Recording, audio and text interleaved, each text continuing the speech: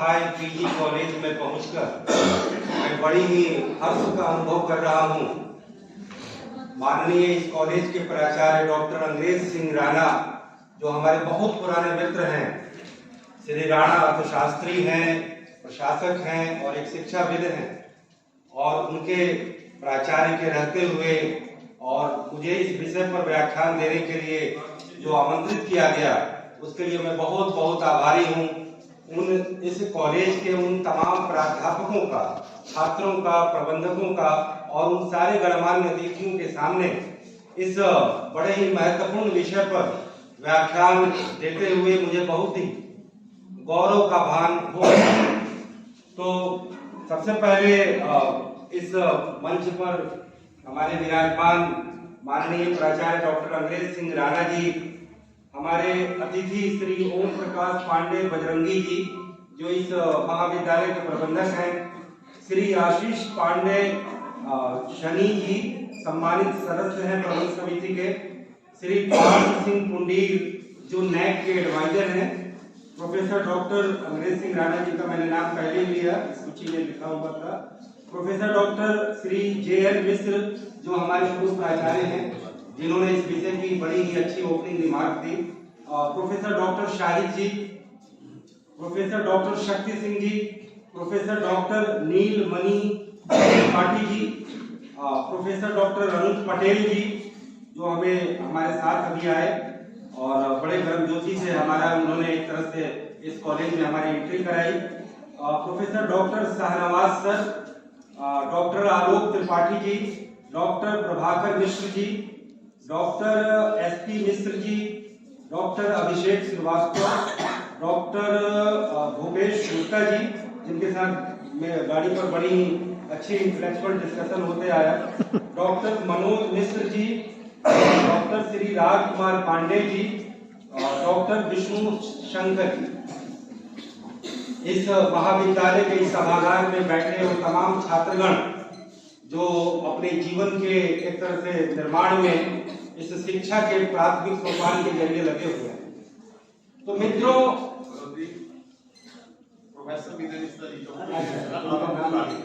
और सबसे पहले मैं उनका नाम भूल गया, जो इस मंच के संचालक हैं विनय मिश्रा जी, जिनका बहुत ही आभार, जिन्होंने आलोक तिवारी जी और हमारे ये तमाम कॉलेज के सहायक प्रोफेसर शमीम साहब, तो जिनका अगर नाम नहीं भी ले पाया, उनके प्रति क्षमा व्यक्त करते हुए मैं उनको भी एक तरह से सम्मिलित कर रहा हूँ। और जैसा कि विषय जिस हम लोग कालखंड में आ चुके हैं, वह अमृत काल है या अमृत वर्ष है, या सीधे कहें आजादी का ये 75वां साल है। तो निश्चित रूप से इस पावन अवसर पर इस देश की सार्वजनिक व्यवस्था में सार्वजनिक विमर्श का भी एक अवसर है। और यह अवसर का जब टॉपिक का जब चयन हो रहा था, तो हमारे प्राचार्य महोदय ने कहा कि भारतीय अर्थव्यवस्था के साथ साथ भारत की समाज व्यवस्था और भारत की राजनीतिक व्यवस्था का भी आपको जिक्र करना है। तो मैं ये कहना चाहूंगा, जैसे कि हमारे संचालक महोदय ने कहा, ये ऐसे विषय हैं जिस पर घंटों नहीं, दिन नहीं, महीनों नहीं, वर्षों अगर विमर्श किया जाए तो ये समाप्त नहीं होने वाला है। तो सीधे सीधे हम विषय पर आते हुए हम कहेंगे कि 1947 15 अगस्त को जब देश को एक तकनीकी तौर पर औपचारिक रूप से आजादी मिली, तो उसकी पृष्ठभूमि पहले से तैयार हो गई। और आप सबको मालूम है कि एक तरह से कहीं न कहीं पावर का इंपीरियलिस्ट फोर्सेस से भारत के राजनीतिक लोग, जिसकी मुख्य प्रतिनिधि और समाजवादी कांग्रेस पार्टी थे, उनके शीर्ष नेताओं को पावर का ट्रांसफर किया गया। नॉट ओनली दैट, इसी के साथ साथ देश में लोकतंत्र का एक विधिवत और राष्ट्र स्तर पर आगाज हुआ। नॉट ओनली दैट, इसी के साथ साथ देश की राज व्यवस्था को एक नियमित और निर्देशित करने के लिए एक संविधानवाद का भी प्रादुर्भाव हुआ, जिसके लिए पहले से ही संविधान सभा गठित हुई थी, सभा की कई सारी मीटिंगें हुई थी और उसके ड्राफ्ट को अंतिम रूप दिया जा रहा था, जो आजादी के 2 साल के बाद 26 नवंबर 1949 और फिर 26 नवंबर 1950 से पूर्ण रूप से लागू हुआ।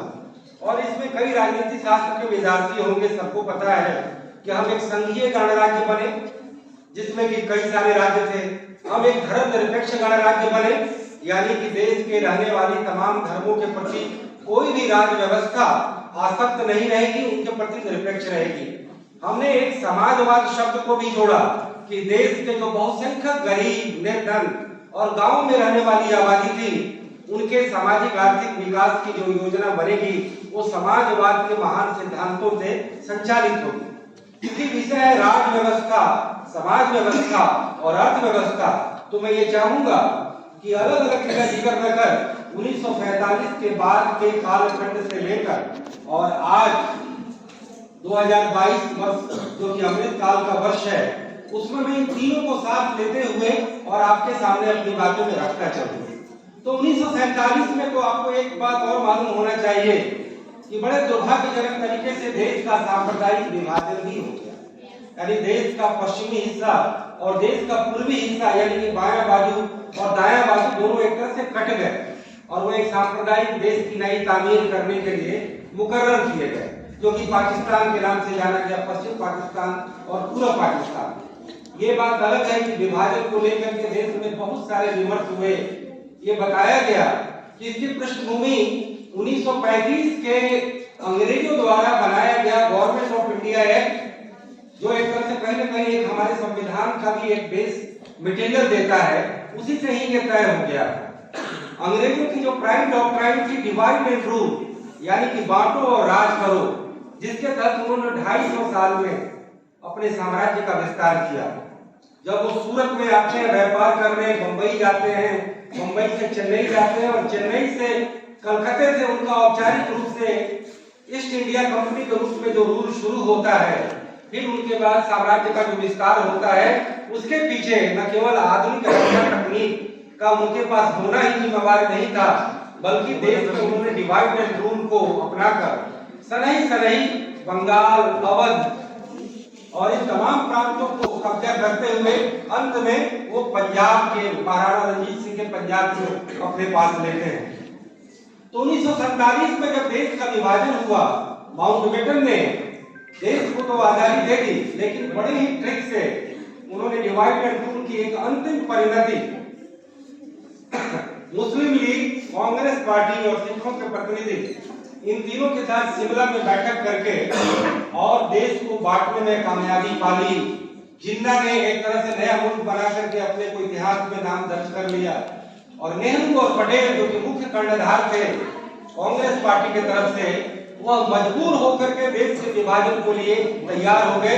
उन्हें अब अंतरिम सरकार में जो मुस्लिम लीग के साथ रहते, जो चिकचिकबाजी उनको दिखने पड़ती थी, सुननी पड़ती थी, उससे उन्होंने मुक्ति पाकर के उन्होंने अपनी सहमति दे दी देश के विभाजन की। ये बात अलग है कि फ्रीडम एट मिडनाइट की किताब में लिखा है, माउंटबेटन इंटरव्यू देते हैं कि मुझे मालूम होता है कि मोहम्मद अली जिन्ना पाकिस्तान के संस्थापक चंद दिनों के मेहमान हैं, तो मैं देश की आजादी को पोस्टपोन कर देता और 1948 में ले जाता, तब देश का बंटवारा नहीं होता और सबसे पहले देश के 10 लाख लोग जो विभाजन की भेंट चढ़े, वो कत्ले गारत का मंजर नहीं दिखाई देता। फिर हम चलते हैं कि जब देश ने 1947 में एक अपनी इंटाइटी के रूप में जो अपने को स्वीकार किया, तो इस देश के कर्णधारों ने एक महान काम किया कि बंटवारे के बाद में देश को सेकुलर बनाया रखा। एक महान कार्य किया कि फ्रांस की राज्य क्रांति से आई लोकतंत्र, बंधुत्व, स्वतंत्रता, समानता से सुसज्जित और तमाम देश के बड़े विद्वानों ने जो 3-4 साल के महसी और अथक प्रयासों से भारत के संविधान का निर्माण किया, जो दुनिया का सबसे बड़ा संविधान था, जिसमें दुनिया के तमाम देशों की संविधानों की विशिष्टताएं सम्मिलित थी, उसका भी आगाज हुआ। देश में एक गणतंत्र भी बना। यह ऐसा नहीं कि यह देश जो है कि देश का जो सर्वोच्च जो वो होगा, पदाधिकारी राष्ट्रपति होगा, वह भी जनता के द्वारा परोक्ष रूप से चुना जाएगा। इसीलिए भारत एक रिपब्लिक बना। भारत कोई इंपीरियलिस्ट और कोई मोनार्की का गणराज्य नहीं था, वह कहीं न कहीं एक डेमोक्रेटिक रिपब्लिक था। तो आजादी के बाद से अब समाज व्यवस्था पर आए, अर्थव्यवस्था पर आए, तो देश के सामने बड़ी चुनौती थी। देश के अधिकतर लोग गरीब थे। 40 करोड़ की आबादी में करीब 80 से 90% गरीबी रेखा से नीचे जीवन व्यतीत करते थे। मुख्य पेशा कृषि था और आजाद भारत के पहले प्रधानमंत्री जवाहरलाल नेहरू जो एक आइडियलिस्ट थे, बड़े इंटेलेक्चुअल थे, लेकिन वो वेस्टर्न थॉट से अब काफी प्रभावित थे। तो उन्होंने देश में गांधी के उत्तराधिकारी राजनीतिक तौर पर तो बने, लेकिन उनका चिंतन कुछ अलग था। तो उन्होंने योजनाकरण की शुरुआत की और उस योजनाकरण में कहीं न कहीं रूस में हुई क्रांति, चीन का एक नया रिपब्लिक बनना, या देशों में जो 18वीं 19वीं शताब्दी में जो साम्यवाद का आगमन हुआ, उससे प्रभावित होकर के भारत की गरीबी, बेरोजगारी, निर्धनता, कंजूसी से मुक्ति पाने के लिए उन्होंने योजनाबद्ध अर्थव्यवस्था की शुरुआत की। और ये बताने की जरूरत नहीं कि तब से योजना में किस तरीके से निवेश के लक्ष्य तय किए गए, उत्पादन के लक्ष्य तय किए गए, निर्माण के लक्ष्य तय किए गए, वितरण के लक्ष्य तय किए गए, और उस लक्ष्य के तहत देश बढ़ा। लोकतंत्र के तहत अलग अलग राज्यों में चुनाव हुए, विधानसभाएं गठित हुई, केंद्र में लोकसभा के चुनाव हुए। और ये बात एक सवाल राजनीति शास्त्र के जो हमारे शिक्षक हैं और जो छात्र हैं ये पूछ सकते हैं कि देश की आजादी की लड़ाई खत्म हो गई और अब देश में गवर्नेंस का दौर शुरू होता है। और जब हमने डेमोक्रेसी को अपनाया है, multi party competitive election based democracy को अपनाया, तो उसमें कांग्रेस पार्टी को एडवांटेज मिला, क्योंकि कांग्रेस पार्टी देश की सबसे पुरानी पार्टी थी, सबसे बड़ी पार्टी थी, आजादी की लड़ने वाली सबसे अगुवा पार्टी थी। लेकिन जब शासन काल में जब वो पार्टी आती है तो उसे बहुत एडवांटेज मिलता है। और यही वजह है कि गांधी ने कहा था कि कांग्रेस पार्टी ने आजादी की लड़ाई लड़ ली, अब उसको पोस्टपोन करिए और आजाद भारत में चुनाव लड़ने वाली पार्टियों का नए सिरे से गठन हो। लेकिन ऐसा हुआ नहीं। हम ऐसा कर जवाहरलाल नेहरू के लीडरशिप पर प्रश्न नहीं उठा रहे हैं। वह एक बड़े लोकप्रिय, बेहद ज्ञाता, एक बड़े विजनरी और अनडाउटेडली एक तरह से हेजिटेटिंगली वह भारत के उस समय के सबसे बड़े नेता थे। और उनके पास उम्र भी थी। सरदार पटेल का देश को एकीकरण में आप सबने जाना कि आजादी के बाद कैसे उन्होंने देश के तमाम रजवाड़ों को अपने टैक्स से और अपने इंटेलेक्ट से और अपने करेज ऑफ कन्विक्शन से उन्होंने सबका एकीकरण किया। और भारत देश बंटवारे के बाद भी एक बड़ी इंटाइटी के रूप में हमारे सामने दिखाई पड़ा। यह ठीक है कि उसी समय जो कश्मीर का जो रियासत था उसके साथ कुछ डिस्प्यूट रहा, वो उन्होंने कहा कि हम किसी में नहीं मिलेंगे। लेकिन जब पाकिस्तान के लोगों ने, पाकिस्तान के हुक्मरान ने मुस्लिम मेजोरिटी होने के नाते उस पे इनडायरेक्ट कबायलियों के जरिए आक्रमण कराया, तो उन्होंने जो है भारत सरकार से सहायता मांगी। और उस सहायता देने के क्रम में उन्होंने एग्रीमेंट किया कि हम इंडियन सॉवरेनिटी को स्वीकार करेंगे, लेकिन आपको स्पेशल प्रिविलेज हमें देना होगा, जिसके तहत 370 बना और उसके तहत कॉन्स्टिट्यूशन में कश्मीर इंसर्ट हुआ। उसके बाद की कहानी हमें बताने की जरूरत नहीं। आज कश्मीर जो है देश का विधिवत रूप से इंटीग्रल पार्ट बन चुका है। तो आजाद भारत में जो हमारा सफर शुरू हुआ तो कई सारे राजनीतिक सुधार, आर्थिक सुधार और सामाजिक सुधारों का भी सिलसिला चला। क्योंकि एक नए नवयौवन देश को एक नए सिरे से सुसज्जित करने की जिम्मेवारी उस कांग्रेस सरकार पर थी।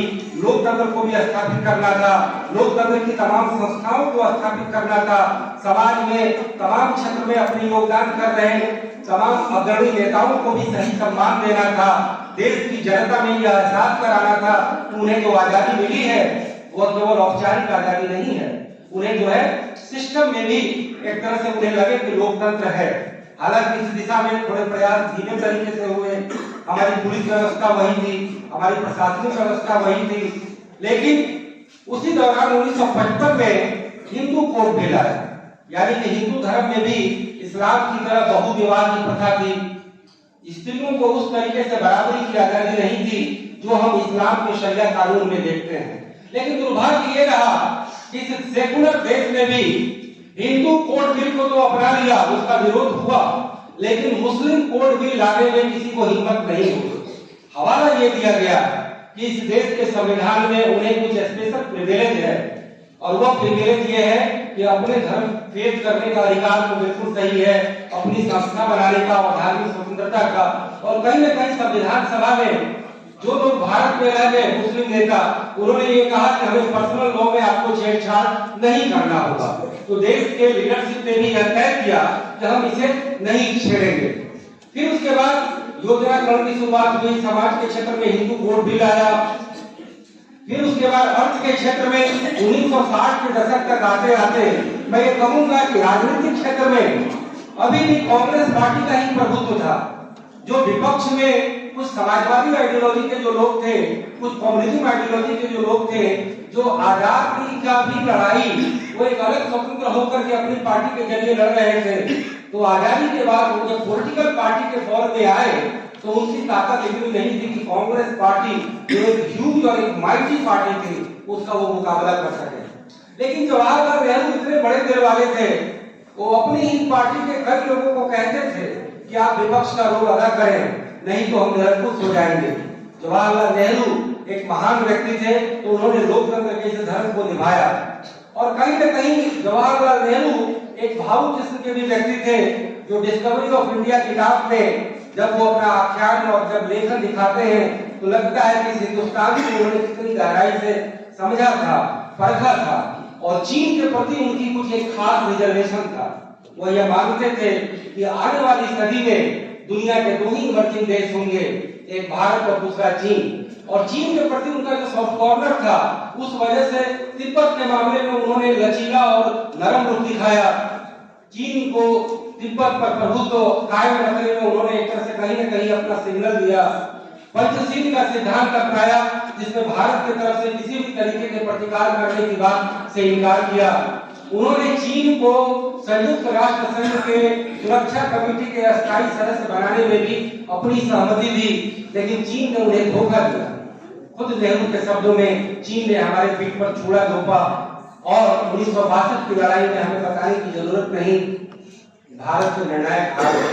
और नेहरू जी उस हार से भावुक रूप से, भावनात्मक रूप से इतने आहत हुए कि वो ज्यादा दिन जी नहीं पाए और 1964 में उनकी मृत्यु हो गई। उसके बाद कांग्रेस की बागडोर एक और बड़े इसी अंचल के रहने वाले, सादगी से भरे, बिल्कुल एक मिट्टी की महक वाले, एक बड़े ही नाटे कद के व्यक्ति लाल बहादुर शास्त्री के पास आता है। और लाल बहादुर शास्त्री इस देश में हरित क्रांति का उद्घोष करते हैं, जय जवान और जय किसान का नारा देते हैं। एक साथ वो ग्रामीण इंडिया को टच कर रहे होते हैं कि जवान भी गांव में होते हैं और किसान भी गांव में होते हैं। जय जवान और जय किसान के नारे से अभिभूत होकर के जब इस देश में हरित क्रांति का आगाज किया गया, अर्थशास्त्र के और कृषि के अगर जानकार होने के नाते आपको ये मालूम होगा कि हम खाद्यान्न के मामले में आत्मनिर्भर नहीं थे, हमें आयात करना पड़ता था। हमें अमेरिका की इंटरनेशनल पॉलिटिक्स जो अनाज बिल 480 के तहत दी जाती थी, उसका भी हमें दास बनकर रहना पड़ा।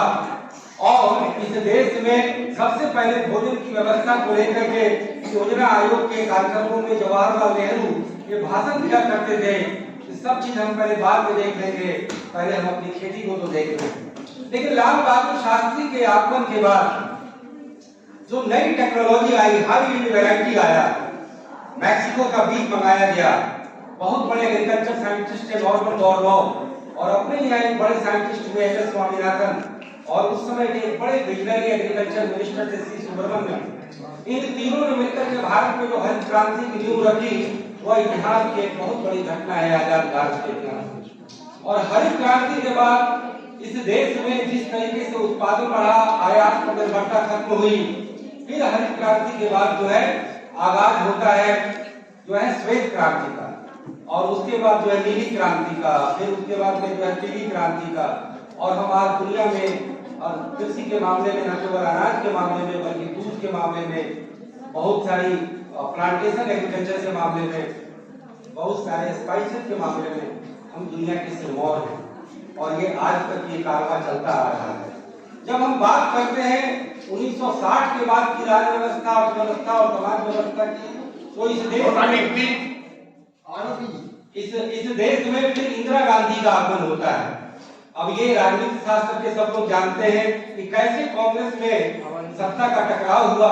लाल बहादुर शास्त्री दुर्भाग्य से देश के लिए एक तरह से उन्होंने अपने जानों की एक तरह से आहुति दे दी, कोसी जी के साथ जब वो ताशकंद में समझौता करने गए, लगता है कि उस एग्रीमेंट को भारत की जनता ने बहुत अच्छे से नहीं लिया और इस चीज का उन्हें शौक लगा या जो भी हो, राष्ट्रमय परिस्थिति में उनकी जान चली गई और फिर इंदिरा गांधी जवाहरलाल नेहरू की बेटी प्रधानमंत्री बनती है। शुरू में उनके जो राह थे वो आसान नहीं थे। कांग्रेस के दिग्गज नेताओं ने उनका विरोध किया, जो कि एक तरह से सिंडिकेट के नाम से जाना गया। और उसके बाद में इंदिरा गांधी ने अपनी राजनीति पर जो है अपनी पूरी लगाम लगाई। संसद का चुनाव तो वो जीती, लेकिन उन्होंने यह तय किया कि अब वो कांग्रेस की अध्यक्ष खुद बनेंगी। अब जो है कांग्रेस के जो फंड आते हैं उस पर भी वो नियंत्रण रखेगी और उन्होंने हार्डकोर कम्युनिस्ट और सोशलिस्ट आइडियोलॉजी की शुरुआत की। उसी 1969 में बैंकों का राष्ट्रीयकरण आजाद भारत के इतिहास की बड़ी घटना बनती है। बैंकों के राष्ट्रीयकरण के बाद जो देश के रजवाड़े थे जो 550 भारत से एग्रीमेंट हुआ था सरकार से कि उनके जो रियासत के जो इलाके हैं उससे जो टैक्स मिलता है कुछ हिस्सा उनको प्रिवी फर्ज के रूप में भारत सरकार प्रदान करेगी। लेकिन समाजवादी आइडियोलॉजी से प्रभावित होकर इंदिरा गांधी ने उन तमाम रजवाड़ों को प्रिवी फर्ज का जो फैसिलिटी था उसको उन्मूलित कर दिया। अर्थव्यवस्था की बात करें तो ये वही दौर था जब सरकार की ताकत को बढ़ा दिया गया और निजी क्षेत्र के बिजनेस में और अर्थव्यवस्था में भागीदारी को थोड़ा सा कठिन बना दिया गया। लाइसेंस, परमिट और कोटा राज बड़े मतलब कि एक तरह से रोबस्ट फॉर्म में उस समय 1970 के आसपास भारत की अर्थव्यवस्था में आ जाता है और उसके साथ सरकार अर्थव्यवस्था में हर जगह अपना मेजर रोल प्ले कर रही है। और उसी समय 1971 में पाकिस्तान में जो एक इंटरनल कॉन्फ्लिक्ट चल रहा था बंगाल वर्सेस पंजाब का, और वहां पर जो बांग्लादेश में जो मुक्ति वाहिनी बनी थी जो बांग्लादेश को उस पाकिस्तान के उर्दू इलाके से अपने को मुक्त करना चाहती थी, तो कहीं ना कहीं जो बंगालियों का कत्लेगार पाकिस्तान की रजीम कर रही थी उसे इंदिरा गांधी के नेतृत्व में भारत सरकार ने समर्थन दिया, मदद करी और उसके बाद 1971 वॉर में बांग्लादेश को लिबरेट किया गया और यह देश एक से जो 2 बना था अब 3 बन गया और वो ये 3 बन गया। और फिर उसके बाद उसी समय इंदिरा गांधी ने गरीबी हटाओ का नारा दिया जो राजनीतिक तौर पे काफी सक्सेसफुल हुआ।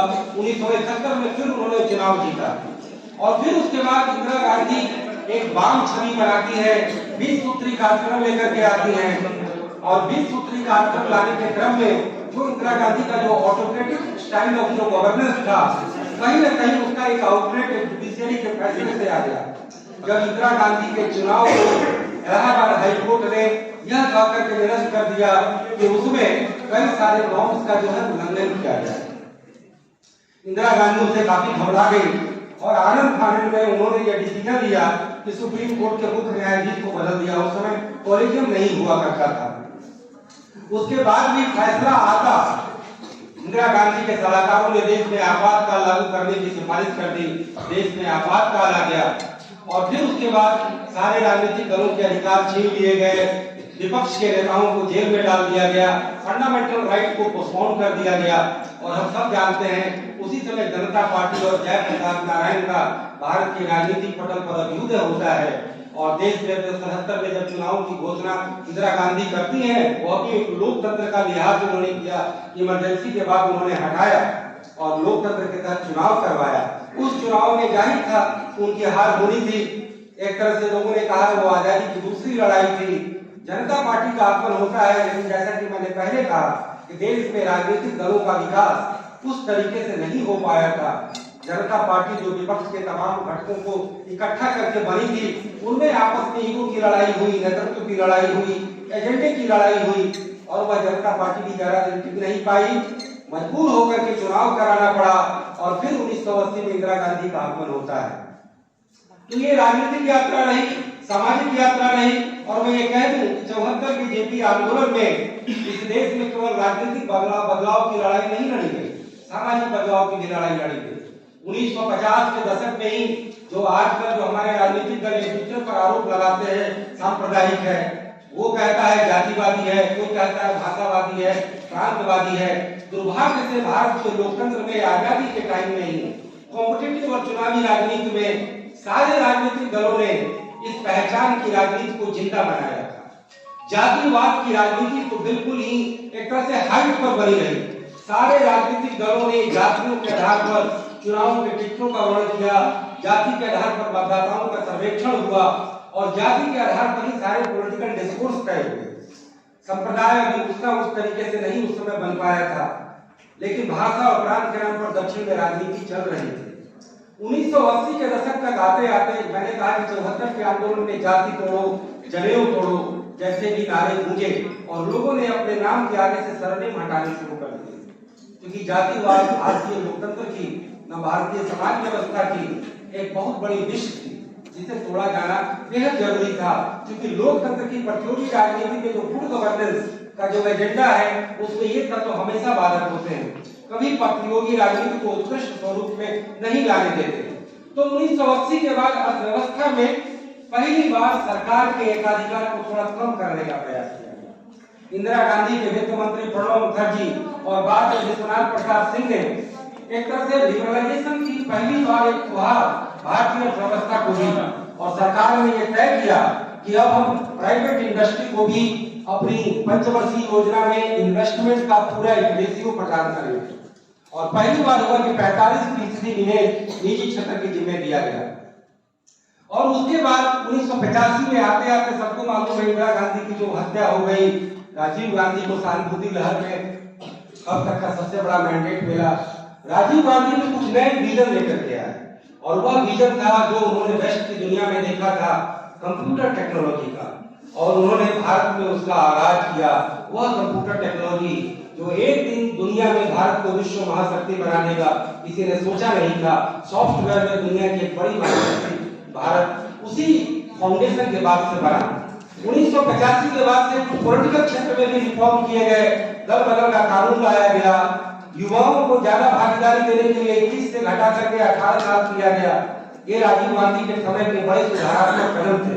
लेकिन उसी समय राजीव गांधी की तरफ से अपने पार्टी के नेताओं की सलाह पर कुछ ऐसे काम किए गए जो देश में पहचान की राजनीति को और जिंदा करते चले गए। जैसे कि सुप्रीम कोर्ट में एक मुस्लिम महिला साहबानों पर हर्जाना देने को लेकर के फैसला आया। इसे मानना चाहिए था, लेकिन सरकार ने कुछ मुस्लिम कट्टरपंथियों के दबाव में कानून का रूप देकर कह दिया कि उनका व्यक्तिगत और शरिया का मामला है। उसी तरीके से जो पौराणिक जो अयोध्या में मंदिर था, जो उसका ताला लगा था, मैं उसका ज्यादा इतिहास नहीं जानता, लेकिन उस ताले को भी खुलवाया गया कि हिंदू श्रद्धावलंबियों की आस्था को एक नया आयाम दिया गया। और फिर आपको मालूम है कि उसके बाद से राम जन्म को लेकर के कैसे देश में पॉलिटिकल आंदोलन भी चला, सोशल आंदोलन चला और देश की पूरी राजनीतिक नजीर बदल गई और एक नया अध्याय भारत के लोकतंत्र में आगमन हो गया। हिंदू सांप्रदायिकता बना मुस्लिम सांप्रदायिकता का, जो कि पहले जातिवाद के रूप में पनप रहा था। फिर हमने देखा कि 1990 तक आते आते देश में फिर सत्ता परिवर्तन हुआ, भ्रष्टाचार मुद्दा बनता है। मैं ये बताते चलूं कि जैसे ही सरकार ने एकाधिकार किया, गवर्नमेंट की मोनोपोली बढ़ाई, भ्रष्टाचार का आगमन उसी समय हो चुका था। वैसे आप अगर भ्रष्टाचार पर किताबें लिखा हूं, इसलिए भ्रष्टाचार के पास मेरे पास सब अध्ययन है। लोग बताते हैं कि जब पहली बार 1937 में प्रांतीय असेंबली का चुनाव लड़ा गया तो उसमें कांग्रेस पार्टी की जो भ्रष्टाचार की हरकतें थी, गांधी जी उससे हिल गए और गांधी जी ने राजगोपालाचारी को पत्र लिखा और कहा कि कांग्रेस कर्मी जल्द से सुधर जाएंगे और अपनी नैतिकता को कायम रखेंगे। फिर चुनाव के जरिए जो भ्रष्टाचार हुआ, मनी और मसल के एलिमेंट बढ़े, पहचान की राजनीति हुई, जातिवाद का बोलबाला बढ़ा, पॉलिटिकल पार्टी में कैसे मठाधीश की संस्कृति आई, कैसे रसूखवाद बढ़ा, कैसे जुगाड़ और पैरीवाद बढ़ा, हम सब जानते हैं। हम सब लोग भारत के इस इकोसिस्टम में ये देख रहे हैं। फिर मैं पहले इसलिए गया कि मैं थोड़ा सा जो बैकग्राउंड बताना चाहता था कि भ्रष्टाचार कैसे भारत की व्यवस्था में कैसे प्रवेश करती है। तो कहीं न कहीं सरकार का एक अधिकार भी था। निजी क्षेत्र की मुनाफाखोरी भी एक करप्शन का बहुत बड़ा प्रतीक है। लेकिन 1990 तक आते आते देश में एक नया कालखंड शुरू होता है। देश को जो आर्थिक संकट आया, उस आर्थिक संकट के बहाने देश के 1991 में नरसिंह राव और डॉक्टर मनमोहन सिंह की जोड़ी ने देश की एक तरह से पूरी तकदीर नए सिरे से लिखने का काम किया। नई आर्थिक नीति लाई गई, ठीक है, वो संकट पर निजात पाने के लिए थी, लेकिन वो कम्युनिस्टिक और सोशलिस्टिक सिस्टम ऑफ पॉलिटी और इकोनॉमिक्स था उसमें एक तरह से पार्ट टाइम शिफ्ट था। इसके तहत हमने यह तय किया कि पहले गरीबों और बेरोजगारों और बीमारों के लिए अच्छे अच्छे भाषण दिए जाते थे, लेकिन सरकार के फंड में पैसे नहीं होते। जो फंड में पैसे होते थे वो ब्यूरोक्रेसी खा जाती थी, और ब्यूरोक्रेसी के खिलाफ आप वोट नहीं करते थे। बाजार का आप हमेशा विरोध करते थे क्योंकि आप समाजवाद और साम्यवाद विचारधारा के तरह थे। लेकिन यह ब्यूरोक्रेसी इतनी यथास्थितिवादी बन गई, इतने भ्रष्टाचार में तब्दील हो गई, सर्वशक्तिमान बन गई, जिनके इशारे पर पॉलिटिकल लीडरशिप भी नाचा करती थी। क्योंकि पॉलिटिकल लीडरशिप को अपने मैनिफेस्टो को भी लागू करवाना था, अगले चुनाव जीतने की गारंटी भी लेनी थी, तो उन्होंने ब्यूरोक्रेसी को खूब शाह दी।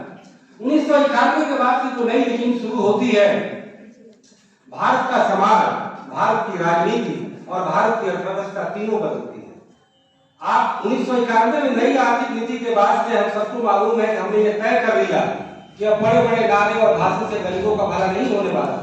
हमारे पास सरकार के पास विकास दर हिंदू रेट ऑफ ग्रोथ की वजह से 3% होती है, सरकार के पास टैक्सेस नहीं आते।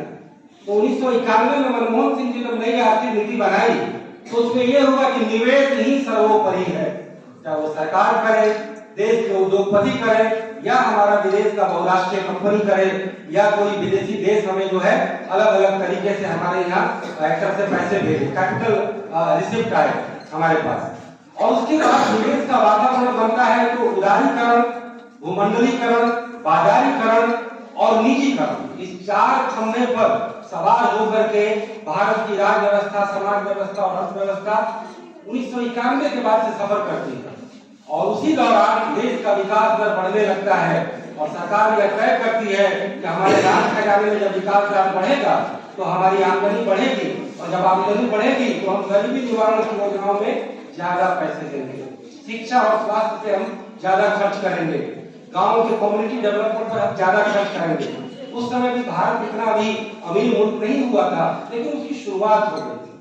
राजनीतिक व्यवस्था में क्या परिवर्तन आता है, तो चुनाव आयुक्त एक बड़े ब्यूरोक्रेट टीएन सेशन बनते हैं आयुक्त बनके, और पहली बार उन्हें पता चलता है कि हम तो संवैधानिक संस्था है, हमारे पास तो एनॉर्मस पावर है, हम क्यों सरकार की डफली में जाते हैं। ठीक है, नियुक्ति हमें सरकार ने की है, क्योंकि व्यवस्था ऐसी है कि नौकरशाही में से ही किसी को चुनाव आयुक्त बनाना है। लेकिन अब हम एक बार जब पद पर आ गए 6 साल के लिए, तो हमारे पास जो अधिकार है उसका हम पूरा सदुपयोग करें, चाहे अपने ईगो की रक्षा में करें या देश की राजनीतिक शुद्धिकरण में करें। और टीएन सेशन एक अथॉरिटेरियन नौकरशाह जरूर थे, लेकिन देश की चुनाव व्यवस्था में सुधार का जो उन्होंने बिगुल फूंका, देश एक तरह से उनका ऋणी रहेगा। और उसी समय से देश में जो चुनाव सुधार हुआ तो राजनीतिक सुधार भी होने शुरू हो गए। उसके बाद मनी और मसल के एलिमेंट भारत की राज्य व्यवस्था से खत्म होते चले गए।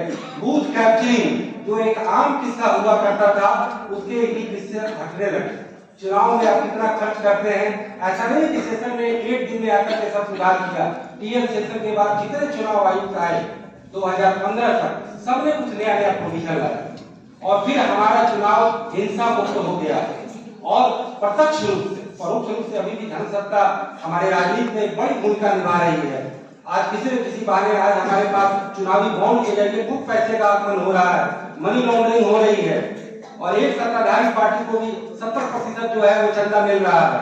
लेकिन प्रत्यक्ष तौर पे चुनाव व्यवस्था में राजनीतिक सुधार जो 1990 के दशक में शुरू हुआ वो आज तक जारी है। और उसके बाद सुप्रीम कोर्ट के तमाम फैसले आए राजनीतिक सुधार को लेकर, जिसका मैंने पहले उल्लेख किया कि सुप्रीम कोर्ट ने यह तय किया कि अब जातीय रैलियां नहीं होंगी।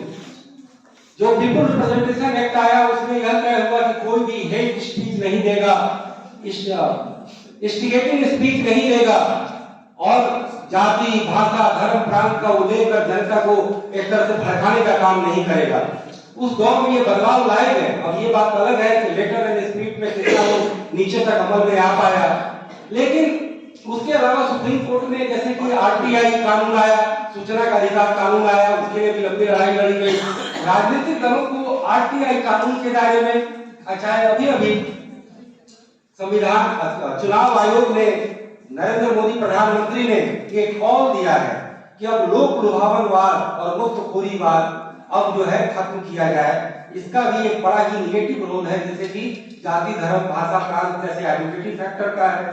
धन सत्ता और बाहुबल सत्ता का है, हेट स्पीचेस का है, वैसे ही मुफ्तखोरी भी देश की अर्थव्यवस्था को कबाड़ कर देगी और कभी श्रीलंका जैसे संकट का जो है हमें महसूस करा देगी। तो इसको लेकर के भी जो अलग अलग पहल सुप्रीम कोर्ट के द्वारा, चुनाव आयोग के द्वारा, हमारी मीडिया के द्वारा, सिविल सोसाइटी के द्वारा जो किया गया वो सबकी कहानी आपके समक्ष मौजूद है। लेकिन हम अर्थव्यवस्था की बात करें तो 1991 के बाद से आजादी के बाद एक नया कालखंड शुरू होता है। तब से हम high rate growth rate economy बनते हैं, हमारा 5% से कभी विकास दर कम नहीं होता है। 2000 और 2010 के डिकेड में जो है वो 9-9.5% तक चला गया।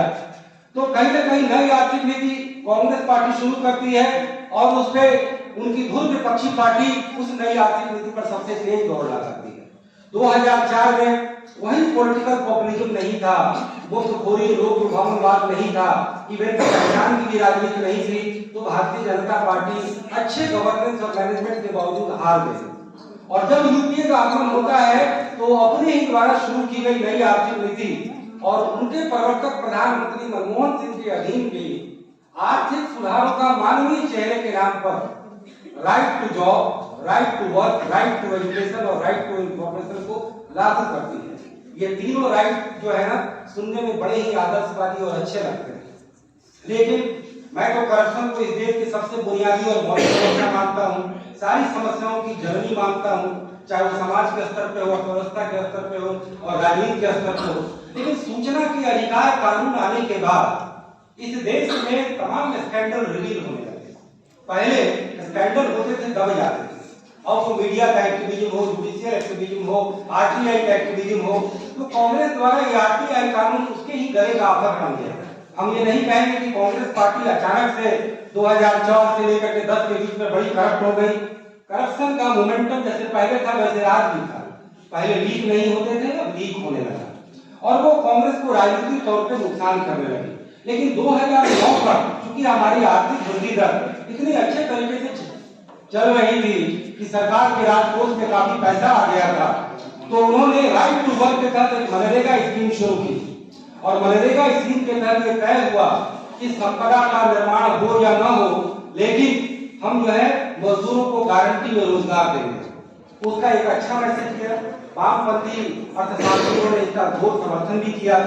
लेकिन अर्थशास्त्र के विद्यार्थी होने के नाते मेरा मानना है कि कोई भी निवेश यदि वह उत्पादक नहीं होता, कोई निवेश यदि उत्पादक नहीं होता, संपत्ति का सृजन नहीं करता, तो वह अनुत्पादक निवेश स्फीतिकारी होता है, अर्थव्यवस्था में महंगाई को बढ़ाता है, गैर योजना व्यय को बढ़ाता है और कुल मिलाकर के अर्थव्यवस्था का खस्ता हाल करता है।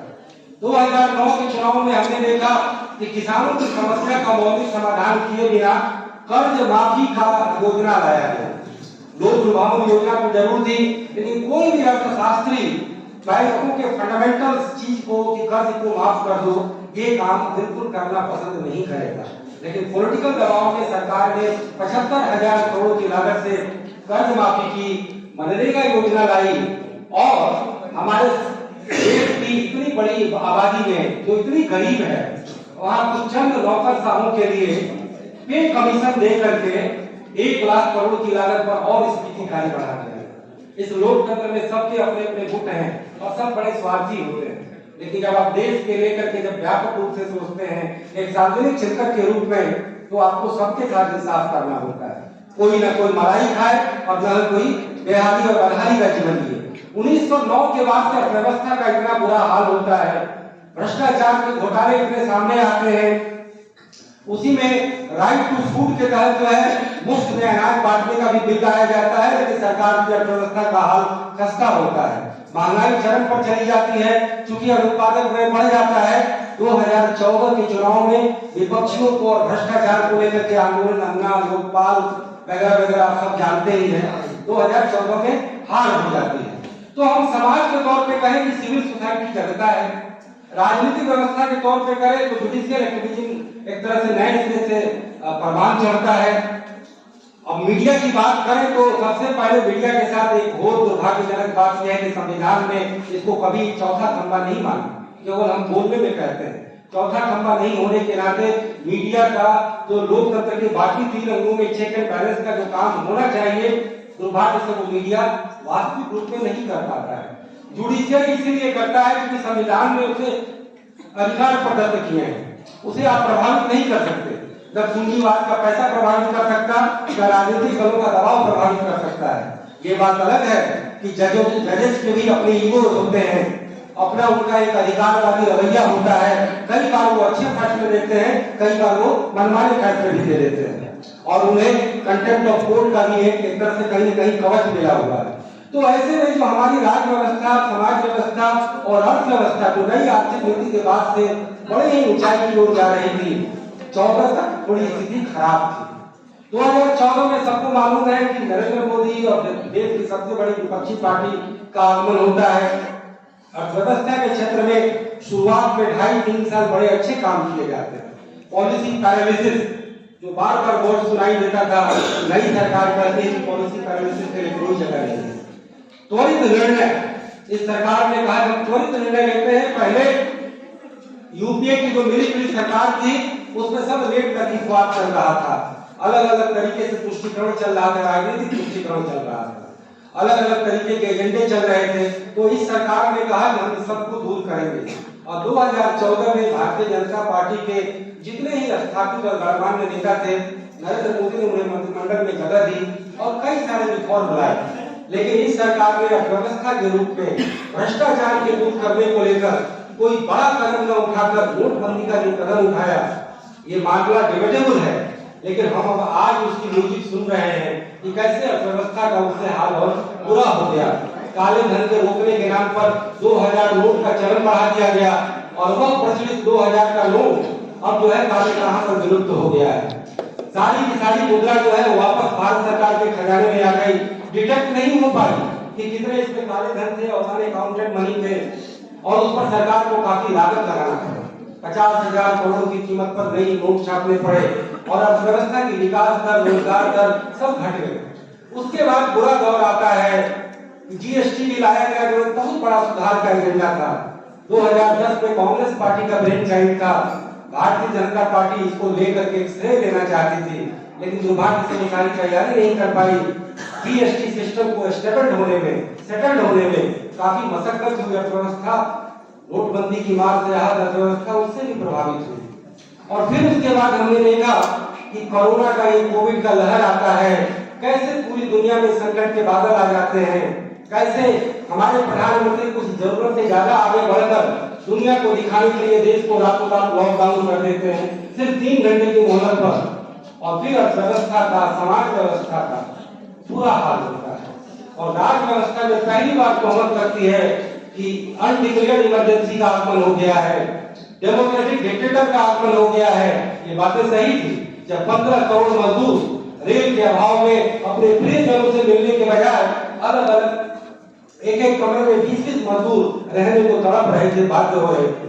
लेकिन हमारी केंद्र की सरकार ने लगता है उसे सबक सीखा, और बाद में ये तय किया कि कोविड कितना भी एक्सट्रीम रूप में आ जाए, भारत सरकार लॉकडाउन की घोषणा नहीं करेगी। राज्यों को ये तय करना है, राज्यों को कॉल लेना है कि लॉकडाउन होगा या नहीं होगा। तो कुल मिलाकर के राज्य व्यवस्था पर एक चीज आई, अर्थव्यवस्था का सबसे बुरा हाल हुआ। हम दुनिया के सबसे नीचे -7% की अर्थव्यवस्था बन गए। सबकी अर्थव्यवस्था माइनस पर तो थी, लेकिन भारत की अर्थव्यवस्था सबसे निचले स्तर पर चली गई।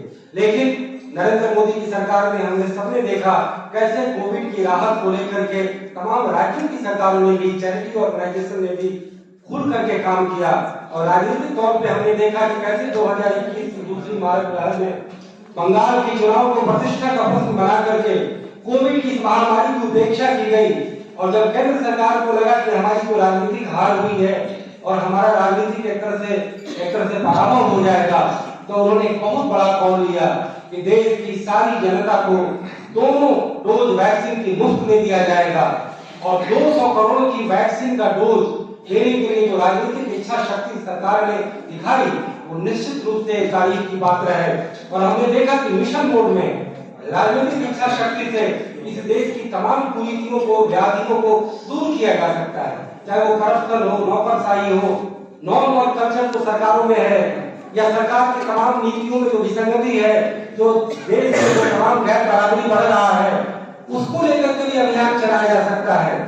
देश के आजाद भारत में देखा कि कैसे सूचना प्रौद्योगिकी का विस्तार हुआ, कैसे हमने पोलियो बीमारी का उन्मूलन किया, कैसे हमने अपने देश को खाद्यान्न के मामले में आत्मनिर्भरता दी, कैसे जवाहरलाल नेहरू के पहले और दूसरे काल में देश में आधारभूत हैवी इंडस्ट्री का विस्तार हुआ, कैसे 2000 के बाद और 2010 के बाद कई सारे अच्छे सामाजिक आर्थिक कार्यक्रम नरेंद्र मोदी के सरकार के द्वारा लिए गए, जिसमें मैं उज्ज्वला का और सौभाग्य का जिक्र करना चाहूंगा।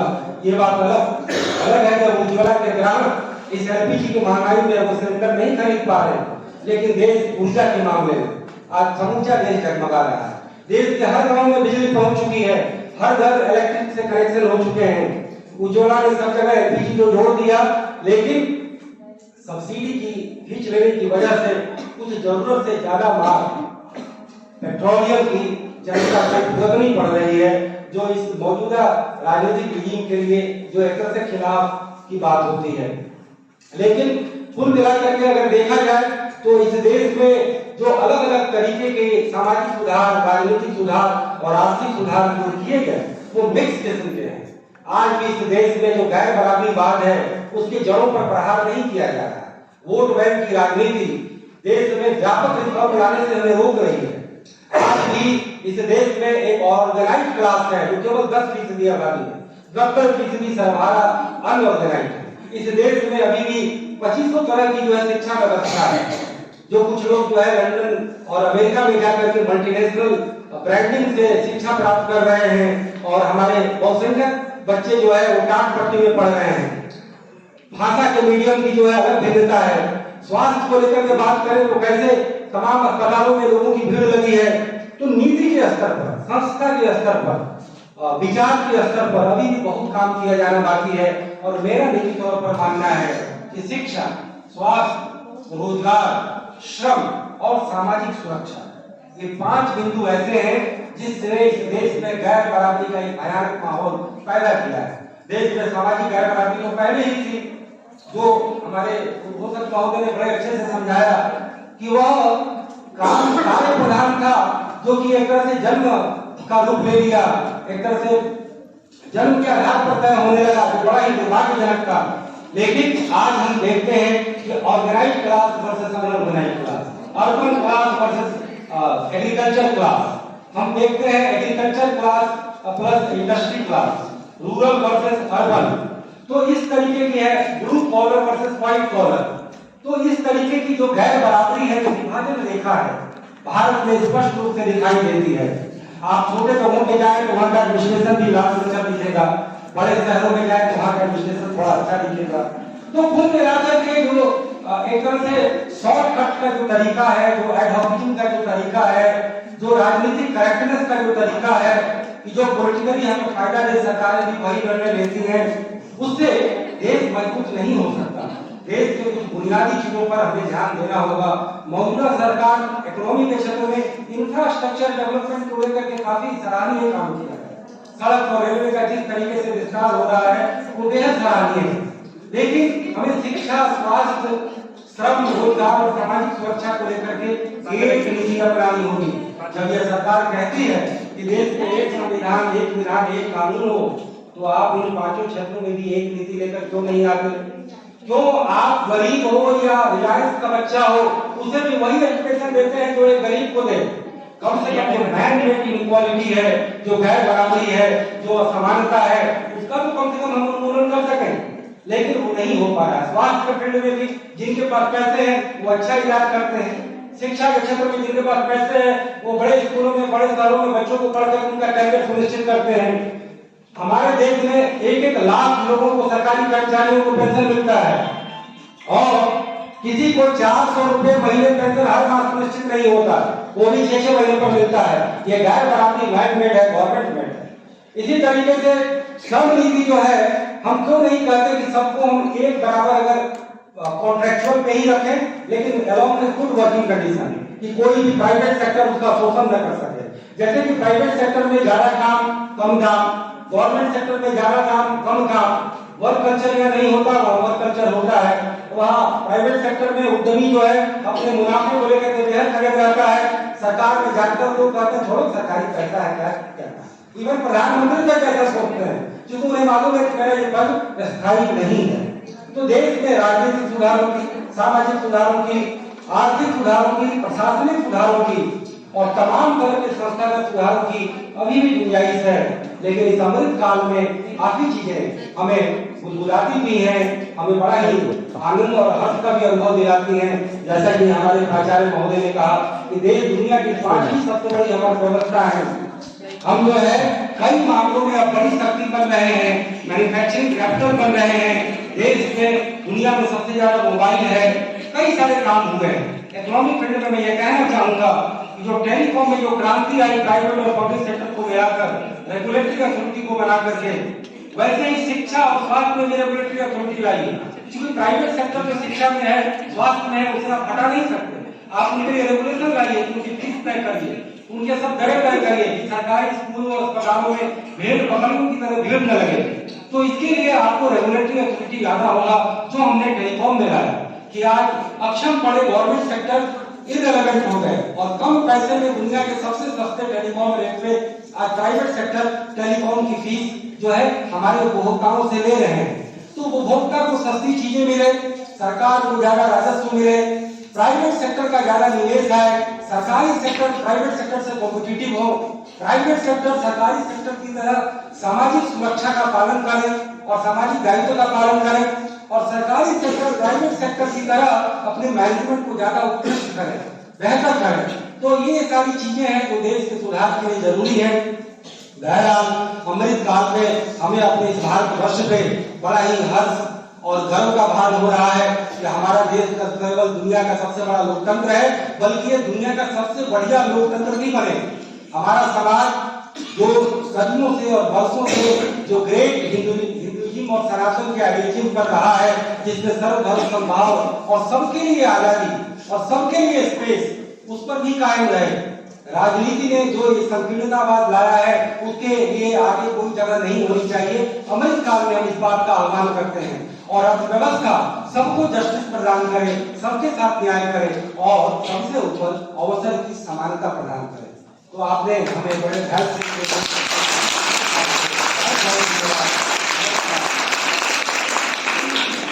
बहुत बहुत आभारी हम करके इन्होंने तीनों विषयों को एक साथ बहुत ही कम समय में बड़ा विस्तृत अपना उद्बोधन मार्गदर्शन हम सब